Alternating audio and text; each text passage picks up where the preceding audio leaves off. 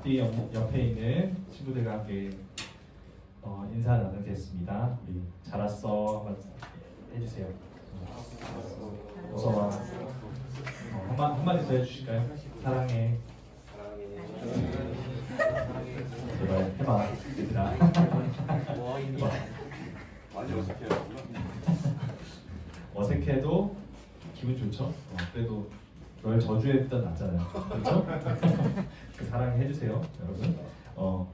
보면은 우리는 사랑을 받고 사랑을 주기 위해 태어났기 때문에 사랑한다는 그 말이 사실 되게 형식적으로 느껴져도 여러분들이 그 한마디를 했을 때 그것이 선포되어서 여러분 옆에 있는 사람들에게 그 사랑이 전달될 거라고 저는 믿어요. 그러니까 여러분들도 그냥 억지로 시킨다고 그냥 이거 해야 되나 말아야 되나 하지 마시고 한번 그냥 한번 해보세요.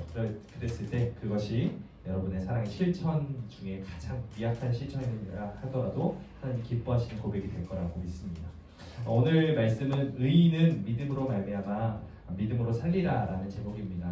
이 말씀이 사실 우리가 로마서를 배우고 있잖아요. 근데 로마서 1장 말씀에 17절에 이렇게 말씀해요. 복음에는 하나님의 의가 나타나서 믿음으로 믿음에 이르게 하나니 기록된 바 오직 의인은 믿음으로 말미암아 살리라 함과 같으니라 라는 말씀이 있어요. 이 로마서 1장 17절에서 오직 의인은 믿음으로 말미암아 살리라 라고 했던 이 구약을 인용을 한 거거든요. 로마서 1장에서 이 구약 인용의 본문이 바로 이 하박국서입니다. 이 의인은 믿음으로 살리라 라는 이 제목이 하박국 2장의 말씀이 원본이에요. 이 원본을 우리가 함께 특별히 구약의 이야기를 통해서 의인은 믿음으로 말미암아 산다라는 말이 과연 무엇일까? 이것을 고민하면서 여러분과 함께 나누고자 합니다. 여러분 하박국이라는 선지자 알아요? 호박국은 알아도 하박국은 잘 모른다 하는 친구들이 거의 많이 있을 거예요. 미안해. 이런 이상한 썰렁한 개그를. 우리 지도를 한번 보여주세요. 이 하박국이 살았을 때 어떤 지금 상황이었는지를 이전 상황이 어떤지를 한번 봅시다. 자 보면은 빨간색으로 되어 있는 데가 블레셋입니다. 네, 그리고 그 옆에 뭐가 있죠? 남왕국 유다라고 되어 있어요. 그리고 위에를 보세요. 그러면 북왕국 이스라엘, 아람, 페니키아는 알파벳 ABCD죠. 거기를 개발한 처음 발명한 곳이 여기 페니키아예요. 주로 시돈이라고 하는 페니키아고 그 바로 옆에 북왕국 이스라엘이 붙어 있어요. 그리고 남왕국 유다 이렇게 분단되어 있죠. 참 이 이스라엘의 역사를 보면 우리나라와 비슷한 것 같아가지고 많이 좀 생각이 나는 부분들이 있죠. 우리 일제치하에서 강점기로 포로가 되는 그런 일들도 겪었고요. 그리고 지금 북왕국 이스라엘, 남왕국 유다, 북이스라엘과 남유다가 갈라져서 분단되어 있는 상황과 비슷하게 거의 똑같이 우리도 남한과 북한으로 지금 갈라져 있는 상황이죠. 그렇기 때문에 여러분들이 이해하기가 좀 편하실 거라고 생각을 해요. 그래서 지금 북왕국 이스라엘, 남왕국 유다가 있는데 그 중에 북왕국 이스라엘은 멸망한 상태입니다. 이미 아수르라고 하는 이 제국에 의해서 북왕국 이스라엘이 멸망한 상태에서 남왕국 유다만 남아있는 상태입니다. 그리고 하박국 선지자는 지금 장차 남왕국 유다에게 닥쳐올 그 위기의 상황 가운데 하나님께 기도를 드리고 있어요. 지금 나라가 분단된 이유를 먼저 말해봅시다. 나라가 분단된 이유가 뭐였을까요? 우리 재경이 이 북왕국 이스라엘과 남왕국 유다로 나라가 나눠졌죠. 둘로 쪼개졌어요. 왜 그랬을까? 그러게요. 그 대답 말고 다른 대답.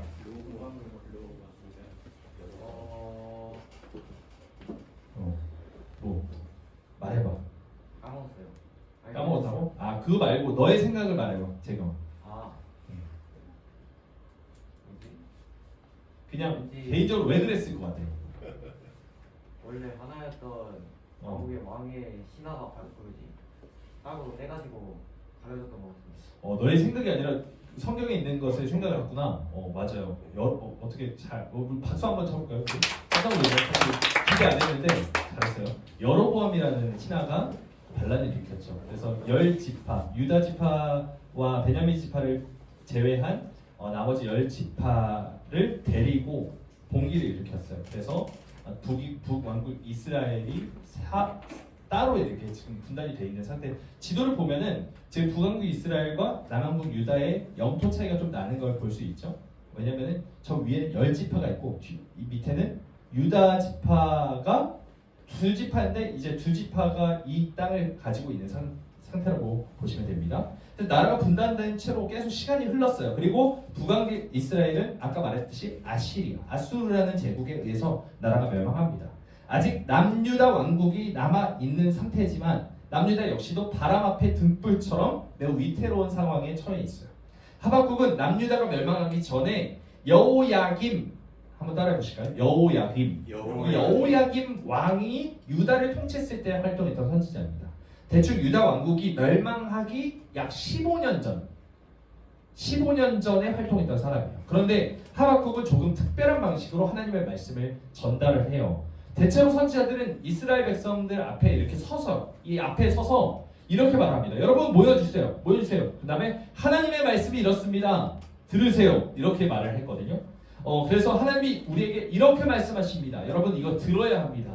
정신 차리셔야 합니다. 이런 식으로 말씀을 전했는데 하박국 선지자는 그렇게 말하지 않고 하나님과 하박국 선지자가 기도하면서 나눈 대화 방식을 설명하듯이 말하고 있어요. 저는 이렇게 하나님께 기도를 했고 하나님이 이렇게 말씀하셨습니다. 이런 식으로요. 그래서 먼저 하박국 2장 말고요. 본문 말씀 바로 전에 있는 하박국 1장 바로 전장이죠. 1장을 한번 보세요. 1장 2절에서 4절 말씀입니다. 여러분 성경 다 가지고 있죠? 하박국 1장 2절에서 4절 말씀 한번 읽어보도록 하겠습니다. 읽어주세요. 여호와여 내가 부르짖어도 주께서 듣지 아니하시니 어느 때까지니까 내가 강포로 말미암아 외쳐도 주께서 구원하지 아니하시나이다. 어찌하여 내게 죄악을 보게 하시며 폐역을 눈으로 보게 하시나이까. 겁탈과 강포가 내 앞에 있고 변론과 분쟁이 일어났나이다. 이러므로 율법이 해이하고 정의가 전혀 시행되지 못하오니 이는 악인이 의인을 에워쌌으므로 정의가 굳게 행하여 지민이다. 네, 이 하박국 선지자가 하나님께 이렇게 말하고 있는 겁니다. 지금 2절부터 4절 말씀을 조금 축약해서 우리말로 바꾸면 이런 느낌이에요. 하나님, 제가 아무리 하나님 부르짖고 아무리 하나님께 기도해도 하나님 듣지 않으신 것 같습니다. 언제까지 이렇게 하실 거예요? 이 말을 하고 있는 겁니다. 그 당시 남유다는 그 당시 기득권층인 왕이나 귀족, 제사장, 왕, 귀족 이런 사람들이 평민들, 서민들을 못 살게 굴고 경제적으로 착취하고 있는 상태였어요. 나라가 망조가 난다 이런 말 하잖아요. 나라가 망조에 들려고 하면은 별별 일들이 다 있습니다. 특히 권력을 가진 사람들이 아주 그 권력을 남용하고 판관 오리들이 판을 치고 이런 일들이 많이 있어요. 지금 유다가 딱 이런 상황입니다. 3절을 보세요. 3절을 보면은 겁탈과 강포가 내 앞에 있다 이렇게 말하고 있어요. 여기서 겁탈이 성적으로 겁탈하는 것도 말을 해요. 전쟁 통해서 성적으로 겁탈하는 것도 물론이고 남의 것을 강제로 빼앗는 모든 행동을 뜻하고 있거든요. 그리고 강포는 힘이 가진 사람이 힘을 가지지 못한 사람을 잔인하게 다스리는 것을 말합니다. 결국 겁탈이나 강포가 똑같은 말이에요. 둘 다 힘이 있는 나라의 지도자가, 종교 지도자가 일반 백성들을 제압하고 압제하고 강제로 재산을 빼앗고 여러 가지 부정부패를 저지르는 것을 말하고 있는 거예요. 지금 여기 겁탈과 강포는요. 그리고 4절 말씀을 보세요. 4절 말씀처럼 남유다에는 하나님의 율법이 지켜지지 않았고 정의가 전혀 실행되지 않고 있는 상황입니다. 부정부패, 부정이 계속해서 만연하고 있는 사회를 보고 있는 거예요. 우리가 사는 세상과 전혀 다르지 않죠.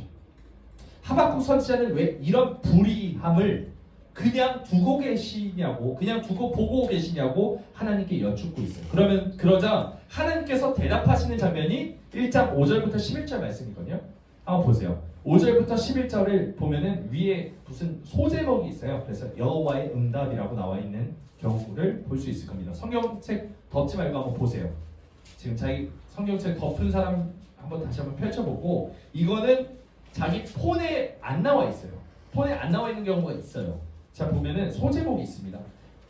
지금 보면 1장 2절부터 4절은 하박국의 호소라고 나와 있을 거예요. 거의 대부분 그렇게 나와 있을 거고, 그리고 5절부터 11절은 여호와의 응답이라고 나와 있습니다. 지금 하박국이 기도를 통해서 하나님께 호소를 하고, 이 지금 부패한 상황을 호소하고 하나님께서 뭐라고 대답하시는지가 5절부터 11절에 나와 있어요. 5절부터 11절에 하나님의 말씀을 한마디로 말하면 이런 거예요. 남유다 왕국이 너무 많은 죄악을 범했기 때문에 하나님은 바벨론 군사들을 남유다에 보내서 멸망시키셨다라고 말하고 있어요. 아까 제가 남유다 왕국과 북이스라엘 왕국이 분단된 이유가 무엇인지에 대해서 제가 말씀을 안 드렸죠. 여로보암이 10지파를 데리고 봉기를 일으킨 것은 현상이에요. 이유가 아니죠. 이유가 뭘까요? 솔로몬 왕이에요. 그리고 그 솔로몬 왕 밑에 있는 이스라엘 백성들이 하나님의 말씀을 지키지 않았기 때문입니다. 그런데 지금 똑같은 대답을 5절부터 11절까지 말씀하고 있는 거예요. 니네들이 하나님의 말을, 나의 말을 지키지 않았기 때문에 지금 심판을 받는 것이다 라고 말하는 거죠. 그러면서 지금 이 귀족과 왕 그리고 제사장들이 백성들을 압제하는 것은 아무것도 아니야. 지금 더 심한 일들이 일어날 건데 뭐가 일어날 거냐? 바벨론 군사를 남유다에 보내셔서 아예 멸망시켜버릴 거야 라고 지금 말하고 있는 상황입니다. 끔찍한 심판의 선포가 지금 일어나고 있는 거예요. 하나님 왜 지금 이렇게 두고 보세요? 지금 우리 이 세상이 얼마나 지금 심각합니까? 얼마나 악합니까? 라고 말하는데 지금 하나님 뭐라고 했어요? 이거 아무것도 아니야. 더 심한 일이 일어날 거야 라는 끔찍한 선포가 일어나고 있는 거죠. 그 말을 들은 하박국이 다시 한번 하나님께 묻고 있어요. 12절부터 17절 말씀. 하박국이 다시 호소하다라고 말하고 있죠. 지금 소제목에. 그래서 1장 12절에서 17절 이 말씀은 한마디로 이런 말이에요. 바벨론이요? 바벨론이라고 하셨어요? 하나님 그들은 남유다 사람들, 지금 우리 백성들보다 훨씬 악한 사람들 아닙니까? 악한 사람으로 악을 심판하는 것은 좀 너무한 처사 아니십니까? 변론을 하고 있는 거죠. 왜 선하신 하나님께서 악한 자들을 들어 사용하셔서 심판을 하십니까? 그리고 우리들은 하나님의 소유된 백성 아닙니까? 그런데 어떻게 이방 나라 족속들을 일으키셔서 이 악한 자들을 쓰셔서 우리들의 악을 심판하실 수 있습니까? 부당합니다. 이렇게 말하고 있는 거죠. 그러자 하나님의 오늘 본문과 같이 다시 한번 대답을 하시는 거예요. 오늘 우리 함께 다시 한번 우리 본문 2절부터 4절의 내용을 읽어보도록 하겠습니다. 2절부터 4절 말씀 한번 함께 읽어보겠습니다. 하박국 2장 2절에서 4절입니다. 시작. 여호와께서 내게 대답하여 이르시되 너는 이 묵시를 기록하여 판에 명백히 새기되 달려가면서도 읽을 수 있게 하라. 이 묵시는 정한 때가 있나니 그 종말이 속히 이르겠고 결코 거짓되지 아니하리라. 비록 더딜지라도 기다리라. 지체되지 않고 반드시 응하리라. 보라 그의 마음은 교만하며 그 속에서 정직하지 못하다. 의인은 그의 믿음으로 말미암아 살리라. 아멘. 어때요? 여러분 뭔가 납득이 됩니까? 이 대답이 멸망시킨다. 그러니까 안 돼요. 그건 좀 너무하지 않습니까? 바벨론이라고요? 악한 자를 들어서 심판하시는 게 말이 됩니까? 라고 했는데 지금 하나님의 대답이 어때요? 뭔가 납득이 되는 대답이에요? 이해가 되나요? 이성적으로 논리적인 흐름이 좀 안 맞는 것처럼 보이죠. 하박국이 물어본 질문에 대해서 시원하게 대답하시는 대신에 갑자기 생뚱맞게 뭘 하래요? 묵시를 기록해서 판에 명백히 새기래요. 이 묵시가 뭘까요? 묵시란 쉽게 말하면 하나님의 말씀입니다. 하나님의 약속의 말씀을 말해요. 하나님이 보여주시는 약속의 말씀을 판에 새겨놓은 거예요. 이전에는 돌판이나 아니면 흙판이 있었어요. 지금으로 치면 종이라고 생각하면 됩니다. 여러분들이 지금 뭐 말씀 노트라든지 설교 노트라든지 이런 데다가 하나님의 말씀을 적어라 이렇게 말하고 있는 거예요. 펜을 들어서 종이에 적어. 이 말씀하고 있는 거거든요. 하나님이 보여주시는 약속의 말씀을 판에 적어놓고 언제든 보고 생각하고 묵상하라고 말씀하고 계세요. 신명기 6장 6절에는 이렇게 말씀합니다. 오늘 내가 내게 명하는 이 말씀을 너는 마음에 새겨라 이렇게 말하고 있어요. 마음에 새기라. 그리고 또 뭐라고 했어요? 종이에 새겨라. 판에 새겨라 이렇게 말하고 있죠. 우리의 마음에 새기든 여러분들이 종이에 펜을 들어서 그 말씀을 새기든 어떻게 하든 간에 이 말씀을 기억하라고 말하고 있습니다. 또 하나님께서 잠언 3장 3절에서 이렇게 말합니다. 우리 함께 읽어볼까요? 앞에 있어요. 시작. 인자와 진리가 내게서 떠나지 말게 하고 그것을 내 목에 매며 내 마음판에 새기라. 계속 새기라. 기억하라. 네 마음 가운데 계속해서 묵상하라 말씀하고 계시죠. 여기서 그것이란 하나님의 약속의 말씀을 뜻해요. 여기 그것을 내 목에 매며. 요즘 10대, 20대 MZ세대는 스마트폰을 마치 자신의 자신의 신체와 같이 여기는 사람들이죠. 뭐 어떤 교수님은 그렇게 말을 해요. 뭐 포노사피엔스다라고 말을 해서 폰을 항상 쥐고 있는 그런 지능체라 이렇게 말을 하기도 합니다. 요즘 대학생들, 제 뒤에 선생님들이 계시는데 요즘 대학생들은 과제책은 안 사도 아이패드는 꼭 사야 된다고 말을 하기도 합니다. 여러분 그런가요? 네, 동의하시죠? LCD, 저도 지금 가지고 있어요. LCD, LED 화면을 보는 것이나 움직이는 영상에 너무 익숙한 나머지 오랫동안 글을 읽고 생각하는 이 습관이 잘 안 돼 있어요. 여러분들 그렇다고 생각을 하세요? 게다가 집중력이 많이 떨어졌어요. 그래서 요즘은 유튜브를 영상을 보더라도 30분, 40분 잘 안 봅니다. 그게 영화 스토리면 괜찮은데 그냥 어떤 메시지를 접하는 데 있어서 30분, 40분 되는 긴 영상을 잘 시청을 안 해요. 그렇기 때문에 사람들이 다 쇼츠로 가고 있어요. 2, 3분 되는 아주 짧은 영상을 선호하죠. 그러니까 사람들도 돈이 되는 20분, 30분 이상의 그런 긴 영상보다는 돈이 되는 쇼츠에 다 몰리죠. 제작자들도 다 그것을 하고 있어요. 점점 짧고 순간적이고 자극적인 것들을 추구하다 보니까 틱톡, 유튜브 쇼츠 이런 것들이 흥할 수밖에 없는 거예요.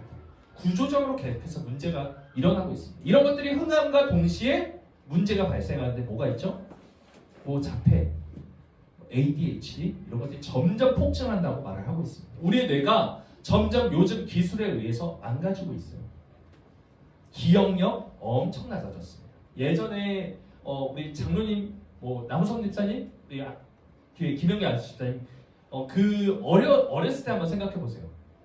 전화번호부를 외웠습니다. 다 외우고 있었잖아요. 저도 그랬어요. 사실 저도 그런 시대였기 때문에 전화번호부를 없어도 사실 다 외우고 있어요. 뭐 우리 엄마 집, 우리 친척 집 다 알고 있었습니다. 교회 전화번호 아시는 분, 교회 전화번호. 근데 선생님들도 다 모를걸요. 저도 모릅니다. 잘 헷갈려요. 저도. 왜 그럴까요? 우리가 그 기억을 다른 기기에 맡겨놨기 때문이죠. 이런 시대 속에서 하나님의 말씀을 읽고 생각하고 마음에 새기는 일 너무너무 어려운 일이 됐어요. 지금 우리가 성경책 가지고 있는 걸 옛날 사람들은 다 어떻게 했죠? 없었어요. 책 없었어요. 어떻게 했죠? 구전전승 다 말로 했어요. 선생님이 말합니다. 우리 대답을 해요. 여러분들 제가 앞에서 말을 하면 여러분들 계속해서 블라블라 계속 말을 하고 있는 하나님의 말씀. 이런 식으로 암기를 했어요. 통째로 성경을 다 외웠어요. 지금 그렇게 하나요? 한 구절 외우기도 어렵죠. 우리 정신 차려야 합니다. 이 현상을 너무 당연하게 생각하지 말고 나에게 해가 될 것이 있다면 그것을 조절하거나 절제하거나 하지 말아야 된다는 거죠. 여러분 하나님의 말씀을 읽어야만 우리의 영혼이 되살아납니다. 하지만 요즘 청소년들 중에 대다수가 영혼, 그게 뭔데? 영혼에 대해서 무관심해요. 그게 현실입니다. 여러분은 어때요? 여러분은 어떻나요? 영혼에 대해서 관심을 갖고 있나요? 내가 죽으면 어떻게 되지? 나는 뭐 때문에 태어났지? 내가 이 세상에 사는 이유가 무엇이지? 내 목적은 뭐지? 하나님 정말 살아계신가? 하나님을 위해서 난 뭘 할 수 있는가? 이런 여러 가지 고민을 하면서 살아가고 계신가요? 그냥 공부하느라 바쁘신가요? 겉모습은 열심히 치장해요. 내 스펙을 위해서, 내 화려한 스펙을 위해서 열심히 일을 합니다. 나의 내면은 들여다볼지 몰라요. 하나님의 말씀은 영혼의 거울과 같아서 우리 영혼이 지금 어떤 상황인지 어떤 상태인지를 정확하게 보여줘요. 내가 지금 꾀죄죄한 모습으로 수건댕이 지금 묻혀있는 상태로 아주 더럽고 추악한 모습으로 지금 내가 하나님 앞에 서 있는지 사람 앞에 서 있는지 아니면 정말 정결하고 깨끗한 모습으로 하나님과 사람 앞에서 서 있는지를 하나님의 말씀이 우리를 보여준다. 하나님의 약속의 말씀을 통해 내 진짜 모습을 보고 또 그 영혼이 더욱 새로워지는 은혜가 여러분 모두에게 있길 소망합니다. 3절을 보세요. 2장 3절을 보면은 묵시, 즉 약속의 말씀은 정해진 때가 있어서 그것이 반드시 이루어질 것이라고 말씀합니다. 비록 하나님의 말씀이 이루어지는 것이 아주 더딘 것처럼 보여요. 아주 천천히 이루어지는 것처럼 보입니다. 하지만 하나님 뭐라고 말씀하세요? 지체되지 않는다라고 말씀하죠.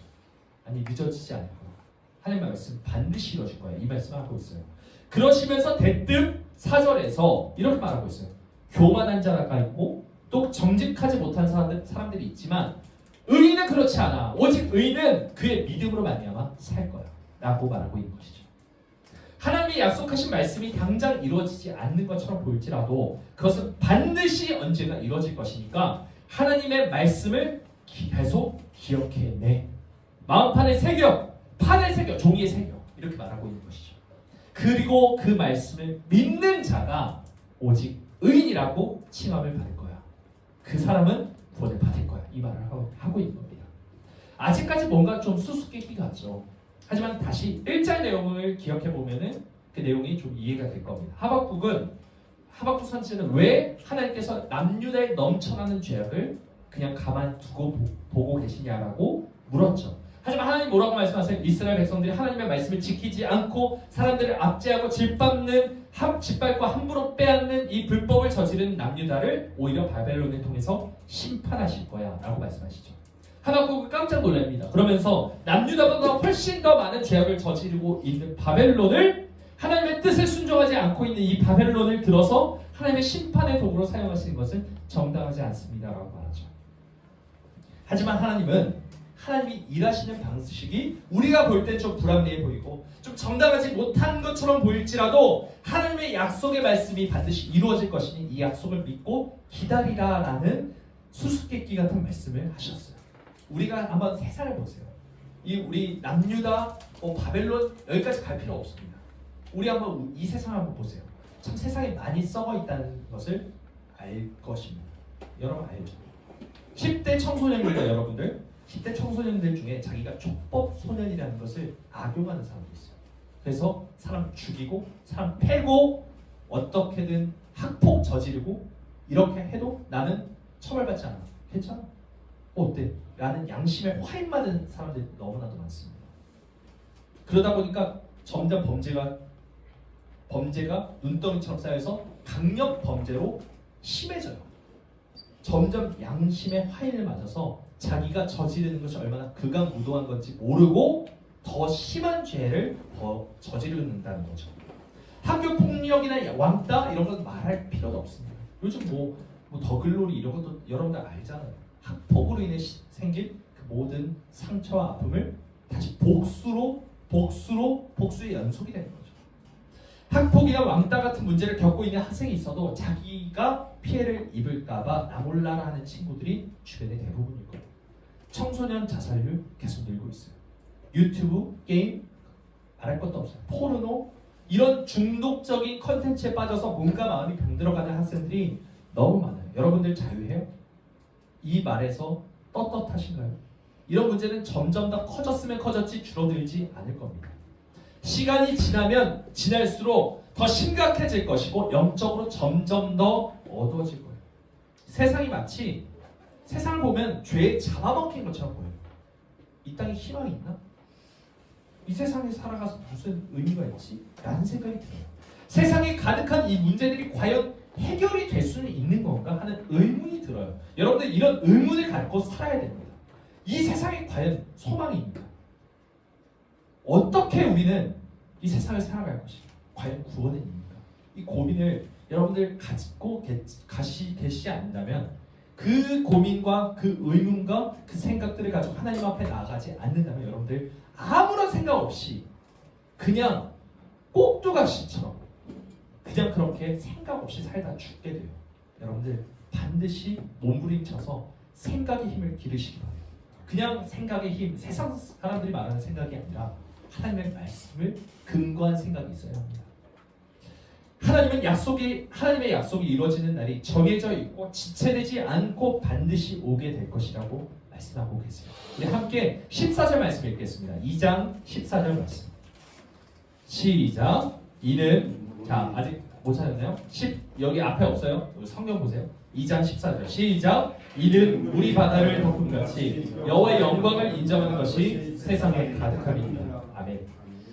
지금 비록 죄가 세상을 덮고 있고 죄로 인한 슬픔과 아픔과 고통이 세상에 가득할지라도 부정부패가 만연하고 정치인들의 부정은 계속해서 계속될 것이고 수많은 연예인들의 스캔들은 계속될 것이고 여러분들이 쓰러지고 넘어지고 죄악을 저지르는 것도 계속되겠지만 하나님이 약속하신 날이 오면 하나님의 영광만이 온 세상에 가득할 것이다 라고 지금 선포하고 계시는 거예요.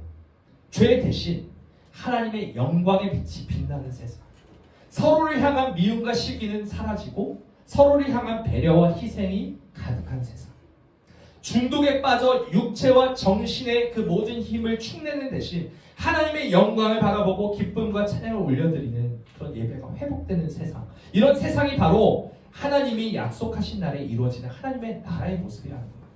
지체되지 않고 이 묵시가 이루어질 것이다 말씀하신 것은 하나님의 나라가 언젠가 반드시 올 것이다 라는 말씀이에요. 그러니까 이 땅에 소망이 없다라는 말을 하고 계시는 거예요. 하나님의 심판은 올 것이고 그 가운데서도 하나님의 약속을 믿고 깨어서 그 말씀을 마음판에 새기고 그 말씀을 묵상하는 자들만이 의인으로서 칭함받고 반드시 구원을 받을 것이다 라고 말씀하고 계시는 거죠. 헤어나올 방법이 딱 한 가지 있어요. 믿음. 믿음으로 말미암아 사는 거예요. 생존한다는 말이에요. 구원을 얻는다는 말입니다. 하나님의 나라가 완성되는 약속의 날은 언젠가 반드시 오게 될 겁니다. 하나님이 약속하신 말씀을 믿는 사람, 예수 그리스도께서 다시 오셔서 이 세상을 새롭게 하실 것을 믿는 사람만이 하나님이 의롭다 하시는 사람이랍니다. 그러니까 우리는 이 죄 많은 세상 속에서 흔들리지 말길 바래요. 이 세상을 손가락질하면서 이 땅 살아봤자 뭐해? 이 소망 없는 세상 살아봤자 뭐해? 어차피 죽는 세상 살아봤자 뭐해? 이런 비관적인 생각을 갖지 마시기 바래요. 죄 많은 세상 속에서도 하나님의 약속을 믿으면서 우리는 살아야 합니다. 우리 모두가 하나님의 약속의 말씀을 더 잘 알고 그 말씀을 생각하고 곱씹어서 우리 마음 가운데 새겼으면 좋겠어요.